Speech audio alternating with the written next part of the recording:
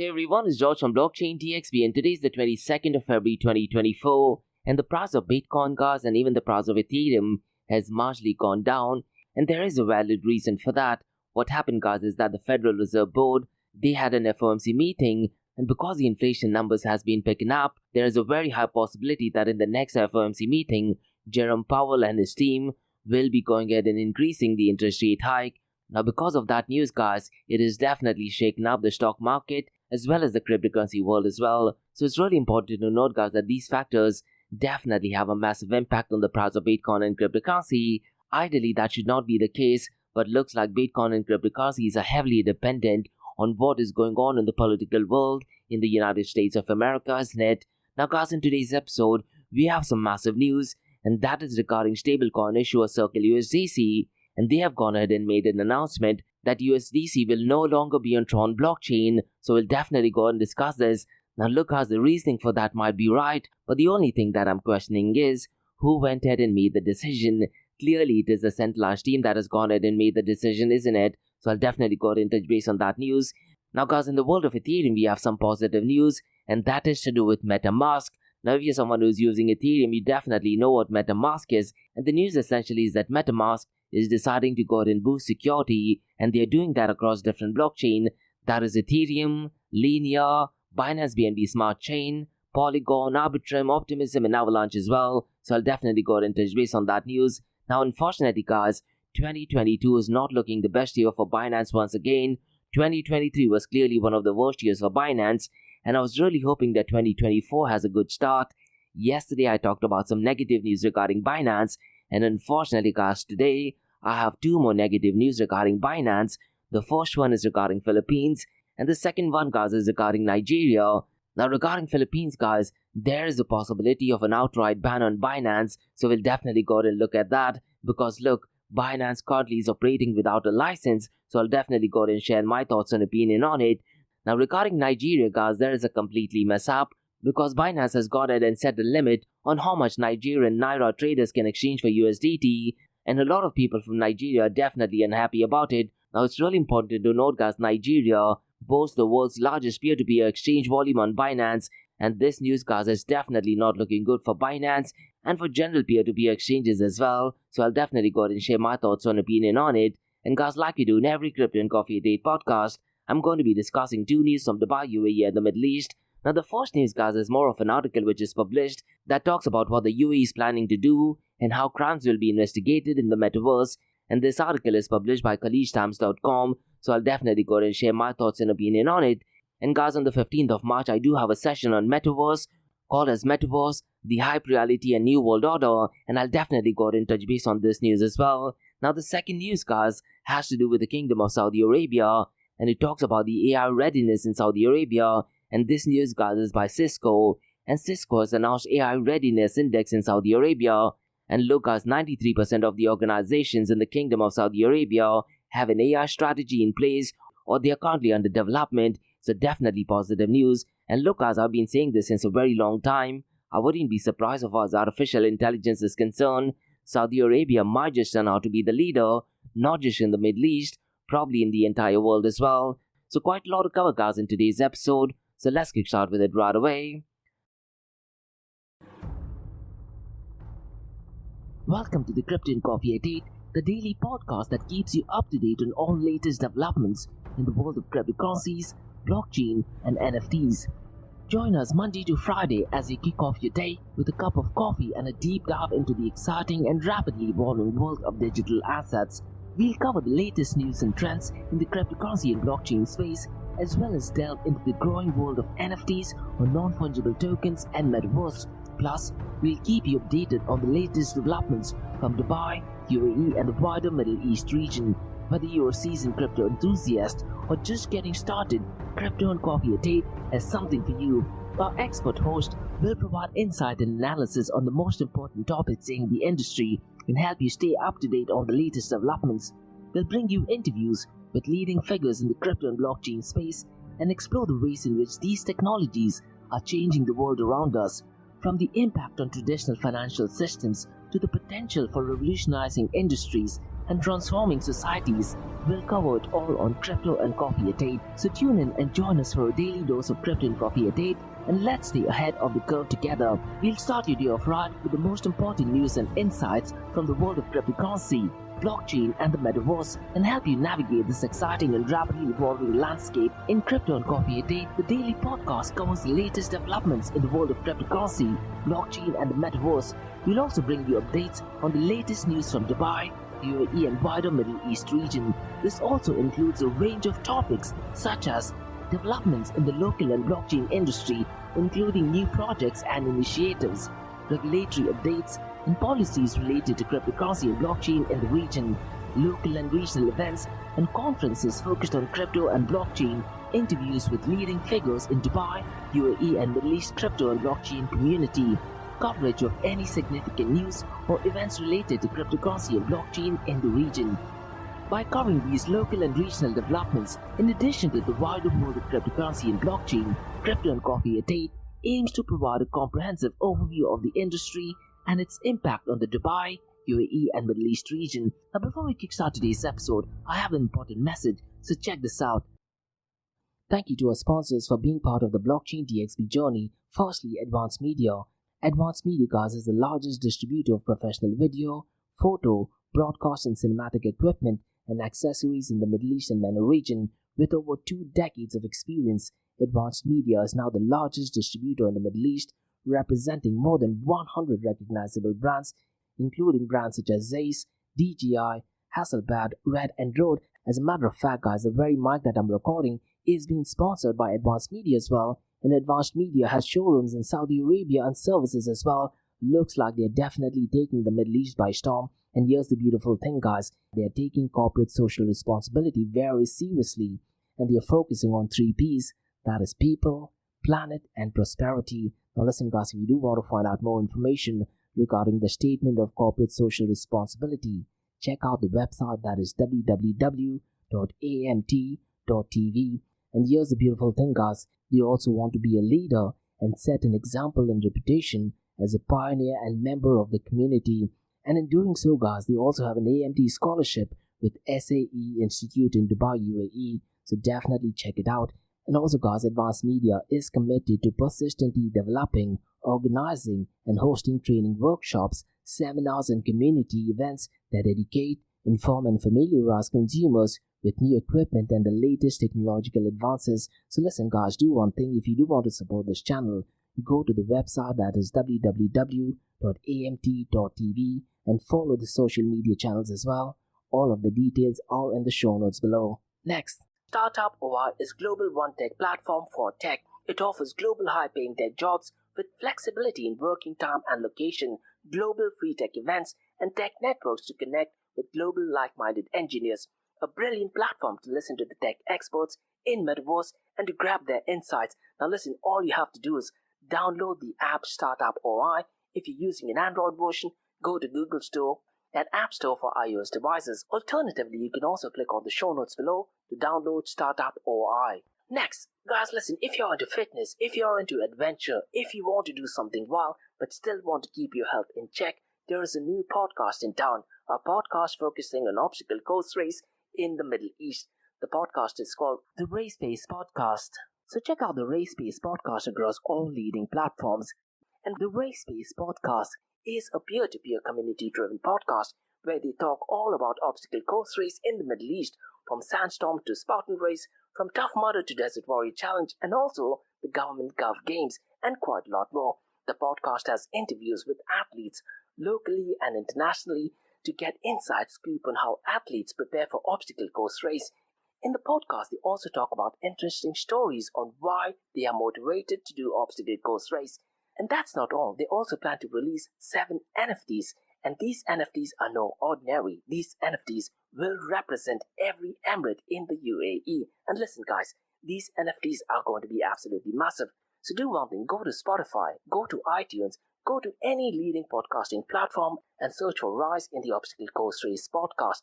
And finally guys, not your keys, not your crypto. If you have dabbled with cryptocurrencies and now are seriously getting to protect your cryptocurrencies, there is no better way to protect it by using a hardware wallet. And this is where Ledger Wallet kicks in. and Ledger wallets are hardware cryptocurrency wallets made by Ledger, a company headquartered in Paris, France, and Ledger's hardware wallets are multi-currency wallets that are used to store private keys for cryptocurrencies offline.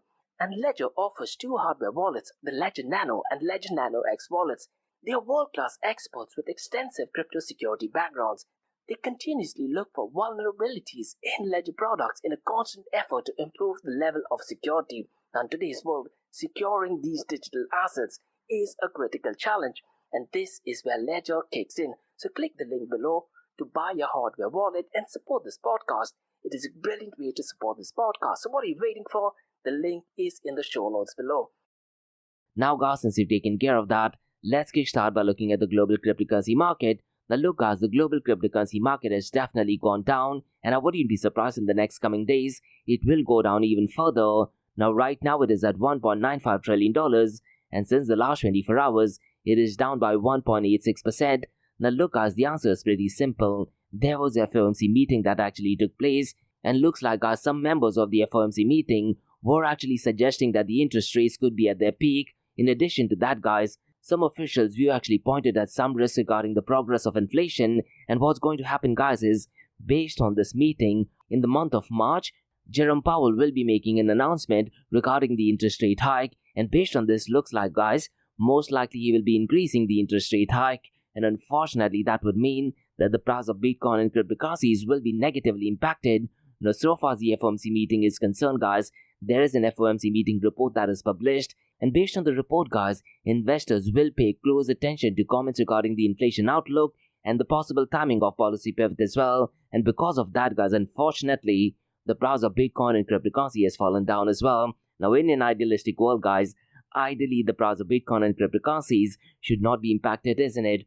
Hopefully in the next couple of decades these factors may not have an impact on the price of Bitcoin, but until then I'm pretty much sure there's not much we can do about it. Now so far as the total cryptocurrency market volume is concerned, since the last 24 hours it is at $80.47 billion, and since the last 24 hours it is up by 11.16%. If you look at the total volume in DeFi guys, it is below the $6 billion mark, and as of now it is at $5.79 billion, and DeFi guys as of today is accounting for 7.19% of the total crypto market 24-hour volume. And so far as the total value locked is concerned guys, it has actually gone down since the last 24 hours, and as of today 22nd of February it is at $74.11 billion. Now so far as total value locked is concerned guys, Lido still dominating with $28.65 billion, but here's the interesting bit guys, the decentralized to centralized exchange dominance for some odd reason has pumped up to the moon, and as of now it is at 20.26%. I really don't understand what is going on Wednesdays or Thursdays, particularly in the world of decentralized exchanges. Now if you guys do have any idea as to why the dominance picks up pace only on Wednesdays and Thursdays, let me know because I'm completely baffled to be honest. Now if you look at the 24-hour trading volume, the volume of decentralized exchanges has also picked up pace, but not by a lot to be honest, and Uniswap's volume is $1.59 billion. PancakeSwap volume has definitely picked up quite a lot of pace since the last 24 hours, and today guys, it is at $697.51 million. Orca is at number 3rd, and its volume is $357.27 million. Core Finance is at number 4th, and its volume is $293.93 million. And Farley Radium guys, its volume is $192.25 million. Now let's quickly run through the volume of stablecoins, because right now it is at $73.28 billion. And stablecoins guys as of today is accounting for 91.74% of the total crypto market 24-hour volume. And look guys, we have some massive news today, and that is regarding Circle USDC and the issuers of Circle USDC, that is Circle. They have gone ahead and made a centralized decision to no longer be working on TRON blockchain. Now listen guys, the reasoning sounds absolutely fine, but what I'm questioning is, it is clearly a centralized decision, isn't it? And the community wasn't even probably asked about it, so we'll definitely go ahead and touch base on that news. Now so far as the volume of stablecoins is concerned, out of the $73.28 billion, Tether USDT accounts for $58.94 billion, Circle USDC is at $6.32 billion, and finally True USD, its volume is $94.02 billion. Now look guys, despite the volume of stablecoins being low, and despite the volume of Bitcoin and Ethereum going down, for some odd reason Binance BNB chain's volume has actually picked up pace.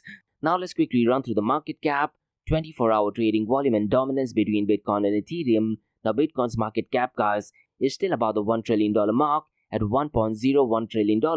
But look, guys, I wouldn't be surprised based on the news regarding the FOMC meeting. The market cap of Bitcoin might actually go down, so we'll just have to wait and see, I guess. Ethereum's market cap is at $354 billion. If you look at the 24-hour trading volume of Bitcoin and Ethereum, the numbers are pretty much the same as yesterday. But if you look at it from a percentage point of view, guys, Ethereum is accounting for a higher percentage than the previous months and years in comparison to Bitcoin's 24-hour trading volume. Now, as of now, Bitcoin's 24-hour trading volume is $28.3 billion, whereas Ethereum's 24-hour trading volume is a little shy of $19 billion. It is in fact at $18.76 billion. If you look at the dominance, guys, of Bitcoin, it is at 51.70%, whereas Ethereum's dominance, guys, is at 18.04%. Now, in today's episode, guys, let me very quickly run through a different matrix, which, to be honest, guys, I looked at it for the very first time, and that is centralized exchanges transparency. Now, look, guys, if you're relatively new into the Bitcoin and cryptocurrency space, you definitely need to find out who Trace Mayer is. He's one of the OGs of Bitcoin who bought Bitcoin at literally pennies. He's definitely got to be a multi-billionaire by now. Now, in 2018 and 2019, he was a massive advocate of people withdrawing all of the Bitcoins from centralized exchanges, and the whole idea was that he wanted to know if centralized exchanges do actually have your Bitcoin. And unfortunately, guys, the idea did not materialize, and the answer is pretty simple. Centralized exchanges would not want to do that, isn't it? And this news, guys, is relevant because when you talk about centralized exchange transparency, it was absolutely a massive deal, and that led to the collapse of FTX as well, isn't it? So in today's episode, let me quickly run through centralized exchanges transparency, and I'm looking at these numbers only for 1 month. Now, if you want to go ahead and play around with it, you can go to defilama.com, and towards the left side, guys, you will see a section called a centralized exchange transparency, and you can change the date to 6 months, 1 year, and also towards the entire history as well. Now, let me go ahead and run through the top 5 centralized exchanges. Now, unfortunately, guys, Coinbase is not in that list, and if you actually go through it, because I'm pretty much sure Brian Armstrong and the team were not massive advocates of showing the transparency, that the number one, guys, is clearly Binance. And if you look at the transparency, guys, the amount is $81.96 billion. Now listen, guys, if you were to compare this with the market cap of Tether USDT, it is absolutely massive, isn't it? Tether USDT's market cap is much bigger than Binance's number, isn't it? Absolutely baffling stuff, to be honest. Now the second one so far as exchange is concerned is OKX, and so far as the transparency numbers is concerned, they have shown $16.98 billion. Bitfinex is number 3rd, and the amount is $16.19 billion.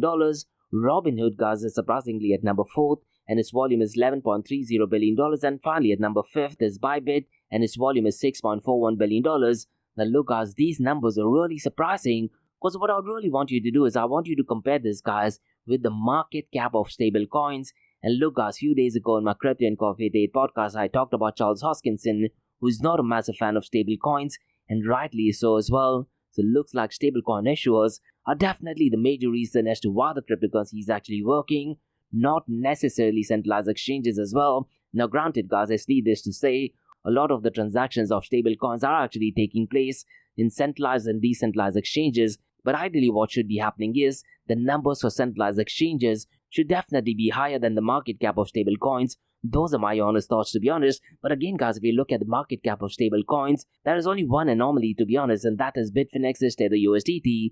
Their market cap is close to $100 billion. And I've said this thing so many times, guys.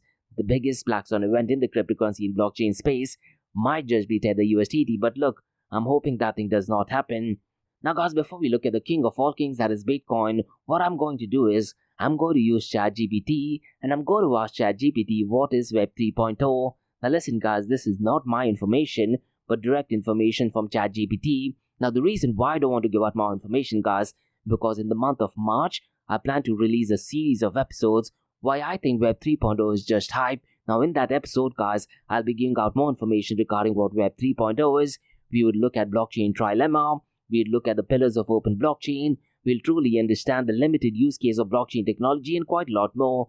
But in today's episode, let me go ahead and read out what ChatGPT says. And the prompt that I've used, guys, is pretty simple. I just asked ChatGPT, what is Web 3.0? So at this point of time, guys, I really am not sure if I 100% agree to what ChatGPT is saying. But let's see what ChatGPT talks about Web 3.0. And what ChatGPT says, guys, is that Web 3.0 refers to the next generation of the internet that is envisioned to be decentralized, more secure, and more privacy focused compared to its predecessors. While there is no universally agreed upon definition, Web 3.0, according to ChatGPT, is often characterized by several key features, and it talks about decentralization, blockchain technology, data ownership and privacy, interoperability, semantic web and AI integration, and finally immutable content and digital assets. So let me go ahead and touch base on these points, guys, and let me know what your thoughts are. Now regarding decentralization, guys, what ChatGPT is saying is that Web 3.0 aims to move away from the centralized model of Web 2.0, where power and control are concentrated in the hands of few large companies. Instead, it promotes decentralized architecture such as blockchain technology, where data and applications are distributed across a network of nodes, reducing the reliance of centralized authorities. And so far as blockchain technology is concerned, what ChatGPT, guys, is saying is blockchain technology plays a central role in Web 3.0 by providing a transparent, immutable, and secure way to store and transfer data, and it enables trustless transactions, smart contracts, and decentralized apps, also called as dApps, that operate without intermediaries. Now, it's really important to note, guys, that ChatGPT hasn't mentioned about Hedera, Hashgraph, or IOTA that uses distributed ledger technology that has nothing to do with blockchain technology as such. Rather, they use something unique called as DAG, that is directed acyclic graph. But when I cover Web 3.0 series, guys, I'll definitely go ahead and touch base on that. Now, regarding data ownership and privacy, what ChatGPT is saying is that in Web 3.0, users have greater control over their personal data and also the digital identities, and with decentralized identity solutions and data ownership protocol, individuals can manage their data more securely and selectively share it with third parties as desired, thereby enhancing privacy and reducing the risk of data breaches. That is something I definitely agree to. But look, guys, when you talk about individuals having their own right, there are also certain negative aspects to it. What I'd really recommend you to do is the series that are released, I'll definitely go ahead and touch base on this particular point, to be honest, and we'll go ahead and understand why having a centralized entity might offer certain benefits that Web 3.0 can possibly never offer. Now, so far as interoperability is concerned, what ChatGPT is saying is that Web 3.0 seeks to establish interoperability between different blockchains and protocols, enabling seamless communication and data exchanges across various decentralized platforms and applications. Now, look, guys, the fifth point is really interesting because it talks about semantic web and AI integration. So listen to this part, guys. What it says is that semantic technologies and artificial intelligence are expected to play a significant role in Web 3.0, facilitating more intelligent and context-aware interactions between users and machines, and this integration aims to enhance efficiency and effectiveness of information retrieval and processing of the web. Now look, guys, as much as I dislike saying this particular point would be more relevant so far as processing time is concerned in a centralized structure as opposed to a distributed or decentralized form of working. You always need to be aware, guys, of the TPS, that is transactions per second. Unfortunately, a centralized system will offer a quicker response. If you look at ChatGPT or if you look at Gemini by Google, the response is immediately in a matter of few seconds, isn't it? Imagine working this in a decentralized or distributed platform. It would definitely take more than seconds, if not minutes, to come up with the answer, because all of the information needs to be uploaded in a block, and the block has confirmation time. In certain cases, there is blockage as well. And if it is done on centralized blockchain like Solana, the entire block production could be stopped as well, isn't it? And finally, guys, regarding immutable content and digital assets, what ChatGPT is saying is that content and digital assets on Web 3.0 are often stored immutable on blockchain, ensuring authenticity, provenance, and permanence. This enables new possibilities for digital ownership, intellectual property rights, and monetization models. This, to be honest, I 100% agree to it. Because look, once the information is uploaded on blockchain, there's pretty much nothing you can do in order to go ahead and tamper the evidence. So this part, I definitely agree to it. So overall, guys, looks like Web 3.0 represents a paradigm shift towards a more decentralized, secure, and user-centric internet where individuals have greater autonomy, privacy, and control over the online interactions and assets. So these are just points, guys, regarding Web 3.0. But once again, guys, what I'd really recommend you to do is, in the month of March, I'm planning to have a series of at least 6 to 8 episodes where I've invited CEOs, CTOs, and tech founders, and I'm going to be having a healthy debate, and we are going to be discussing why Web 3.0 is hype or not. Now, it could be possible, guys, that I'm still not aware of certain technologies, so let's see if they can educate me. And to be honest, guys, I'll be absolutely humble as long as I learn something, and as long as listeners like you can learn something from them. So let's see how the series goes. Now look, guys, if you want to go ahead and sponsor the series, which is titled Why Web 3.0 is Just Hype. Drop me an email to info@blockchaindxb.com. Now guys, let's look at the king of all kings, that is Bitcoin. And unfortunately guys, the price of Bitcoin has actually gone down, and right now it is at $51,640. Just yesterday guys, it did actually cross the $53,000 mark, and when I actually recorded the episode, it was around the $52,000 range, isn't it? But right now it is at $51,640.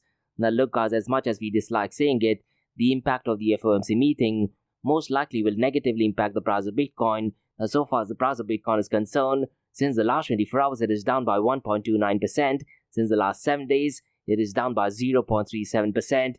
Ethereum guys, unfortunately, has gone down below the $3,000 mark, and right now it is at $2,949. And since the last 24 hours, it is down by 1.91%, and since the last 7 days, it is up by 6.16%. But look guys, what is a bit surprising is that Binance BNB coin, its price has reached a new all-time high in the last few years, and right now it is at $374. As a matter of fact guys, since the last 24 hours, it is up by 5.74%. Since the last 7 days, it is up by 12.60%. So what in the hell is going on so far as Binance is concerned? Because look, in today's episode, later on I'm going to be discussing 2 negative news regarding Binance. But the reason for the temporary hike guys is that Binance has gotten and launched a new portal. And according to a post on the website's exchange, it is the 47th project on Binance launch pool, and it is called as Portal, which is essentially a cross-chain gaming platform, and they aim to attract more Web3 players. And because of this guys, users will be able to place their BNB and FD USD in separate pools for farming Portal tokens for 7 days,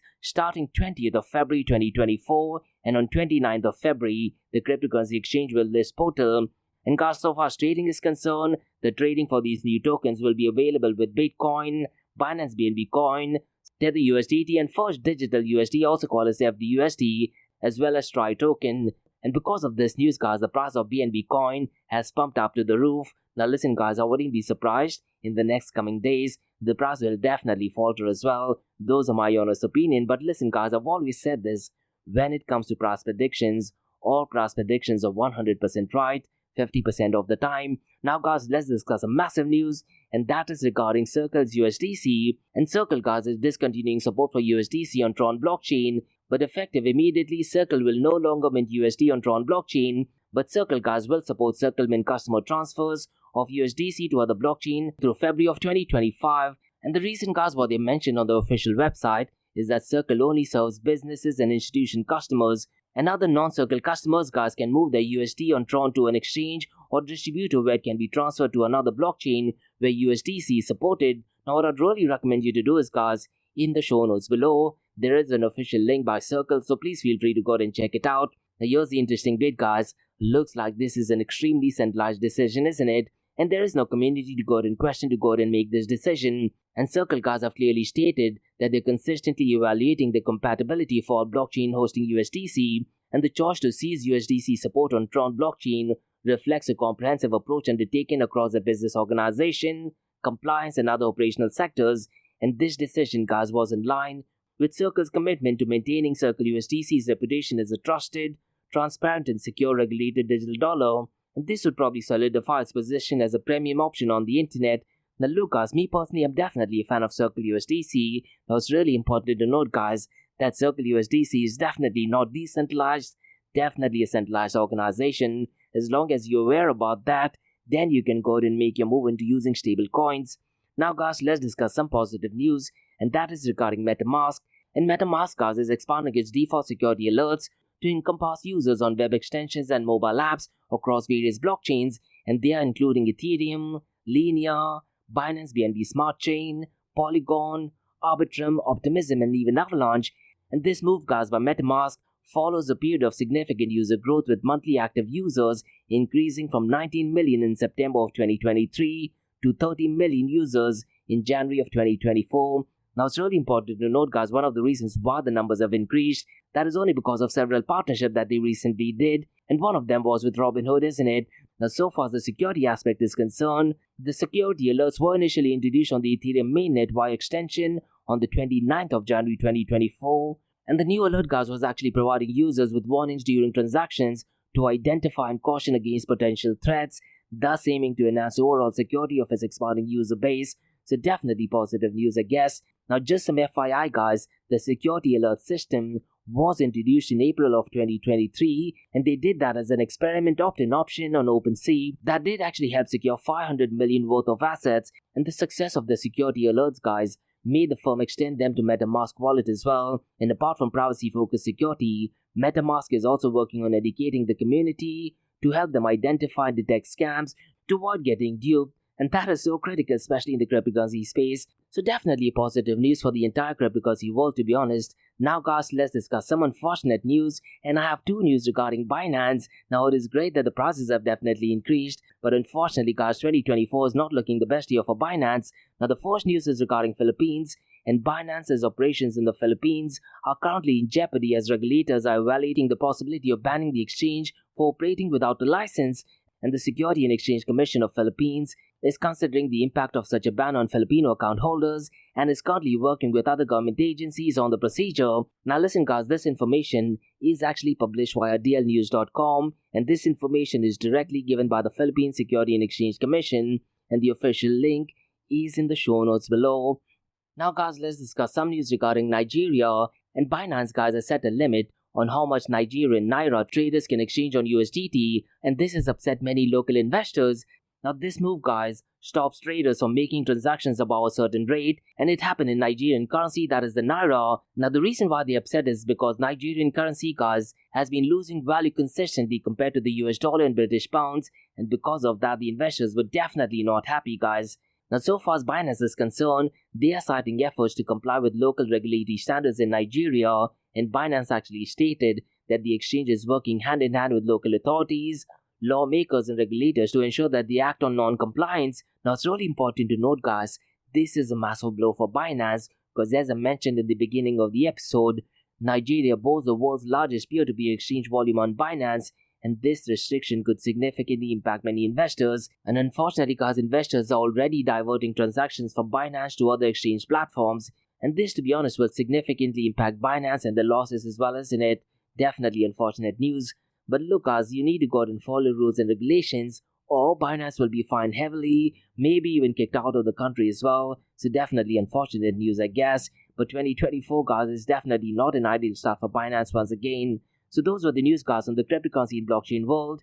Now let's look at two news from Dubai, UAE and the Middle East. Now the first news guys is more of an article which is written in KhalishTimes.com that talks about how crimes will be investigated in the metaverse. So let me go ahead and share what this article is all about. Because in the article, Mother Nobrai, the Executive Director of Technology and Innovation for Interpol, is actually emphasizing leveraging technology for investigation, and Brigadier General Dr. Jassim Al-Antali, the Academic Dean of the Abu Dhabi Police College, stresses the importance of adapting existing laws, keeping in mind metaverse, and Christian Tu Andresen, the CEO of Canada, highlighted scams and incident in Hong Kong involving significant financial losses that did actually take place in metaverse, and Christian actually emphasizes the complexity of intellectual property rights in the metaverse, and law enforcement agencies guys must adapt to investigate crimes in the metaverse, isn't it? And what the article states guys is that advanced technologies both possesses challenges and opportunities for crime investigation, and scammers can definitely exploit metaverse capabilities for deception,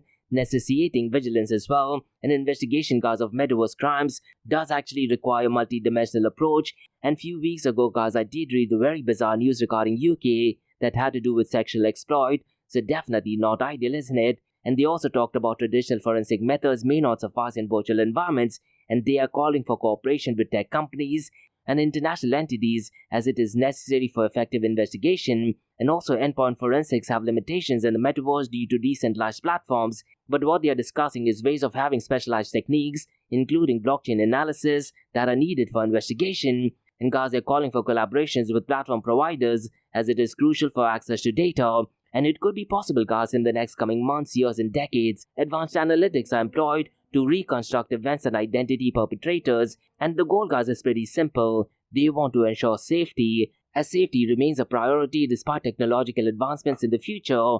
Now what the article also states guys, could it be possible that the jury visits the virtual crime scene to go and better enhance understanding and deliberations with the metaverse guys? I wouldn't be surprised if that thing is not possible. Most likely it is definitely possible, and that would actually be the perfect use case of metaverse as well. And they also talk about continuous exploration of legal and ethical considerations and it is absolutely necessary for regulations in the metaverse. So definitely critical point, I guess. And guys, in the metaverse session that I'm going to be conducting on the 15th of March, I'll definitely go ahead and touch base on this news. Now guys, let's discuss some news all the way from the Kingdom of Saudi Arabia. And this is actually a report which is published by Cisco that talks about Saudi Arabia's readiness. So let me go ahead and give out more information. And Cisco announced AI Readiness Index findings in Saudi Arabia ahead of LEAP 2024 in Riyadh. And what the index actually states is that 93% of organizations in Saudi Arabia already have an AI strategy or currently are in place or under development, and only 8% feel fully prepared to deploy and leverage artificial intelligence effectively. And the key outcome guys sought through artificial intelligence adoption include increased productivity and efficiency, and that accounts for 47% of the respondents. And opening new revenue streams is a top priority for 30% of the respondents. And Salman Faqih, the managing director of Cisco Saudi Arabia, highlighted Saudi Arabia's progress in artificial intelligence. Now look, guys, last week I did go ahead and release a standalone episode on Saudi Arabia's artificial intelligence progress, and it is titled Saudi Arabia AI Frontier. And look guys, this particular episode is not ordinary. It is completely done by artificial intelligence. I've even gone ahead and cloned my voice using artificial intelligence.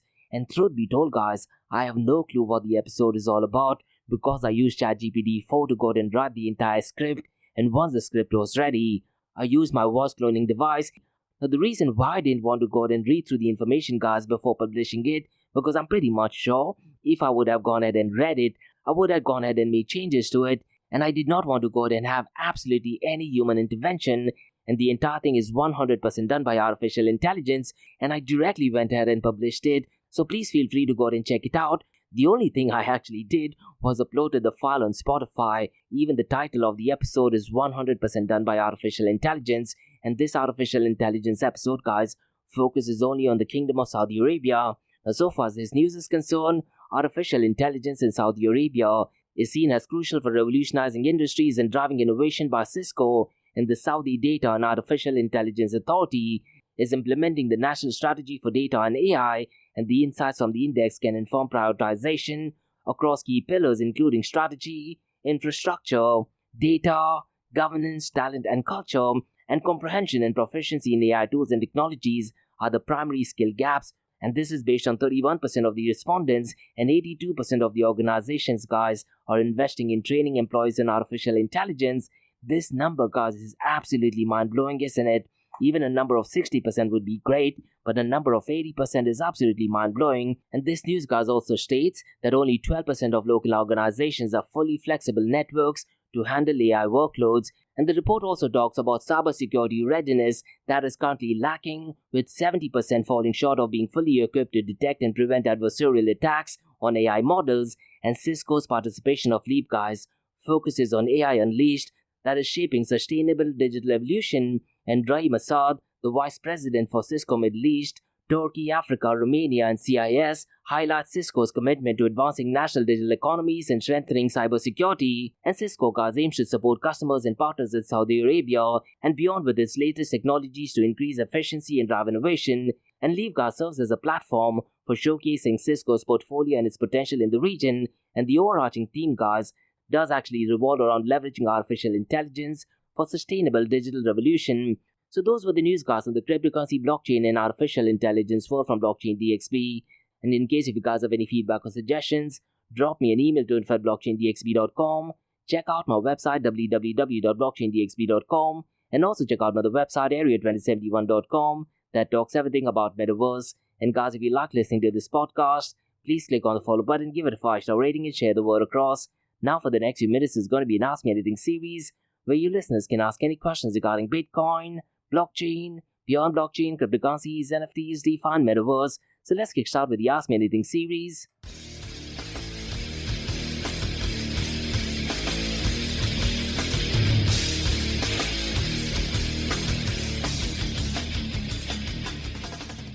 Hey everyone, it's George from Blockchain DXB. You're listening to the Ask Me Anything series where you listeners can ask any questions regarding Bitcoin, blockchain, beyond blockchain, cryptocurrencies, NFTs, DeFi, and metaverse. I have a question by Ryan who asks, how can we have a healthy debate with you regarding Web 3.0 and what are the formalities? The answer is pretty simple, Ryan. Just drop me an email, and when you drop me an email, Just give me some bits and pieces of information regarding yourself, maybe the company that you represent. If you have a LinkedIn profile, that'd be absolutely fantastic. Because what I tend to do is, I tend to do a lot of research. I spend 80% of my time doing research. So what I'll be doing is, once you send me the information, I'll go ahead and look at your background. I'll also look at the company's background. And how I tend to work my podcast is, I usually send a questionnaire to my interviewees. I send them well at least 2 to 3 days in advance.